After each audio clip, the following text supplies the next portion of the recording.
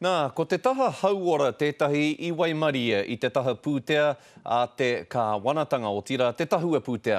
Tērā pēr ka whai hua te iwi Māori i ngā pūtea kua tohaina atu ki te mate rūmātiki, te mate hinengaro o tira ki te āwhina hoki i ngā whāia me a rātou pēpi. Ko te āhua nei kei te kaha tautoko te kāwanatanga i ngā kaupapa hauora. Engari ko te pātai ki te hunga e mahi ana i roto i e nei mahi. Mena koe nei te wāhi tika hei hiki ake i te hauora o te iwi.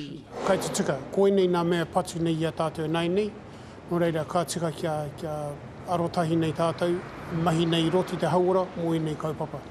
Te kaumārua miriona tāra te pūtea hou ka āwhina i te rangahau me pēhia te whakaheke i te mate rūmātiki i roto i te iwi Māori.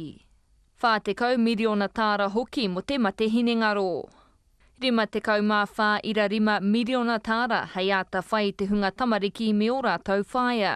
I tēnei wā i tēnei tau, ko nā uaruatanga kei rungi a tātou katoa, ka tika kia titiro he hana tiro kaupapa, ka tika hoki e nei me e rua hei whakapaumoni mō e nei kaupapa. Ki te mātauranga, neke atu i te kotahi piriona hei whakatū kura hou. He rima raurima te kau miriona tāra te pūtea ko tukuna atu e te kāwanatanga ki ngā kura ko hunga hunga.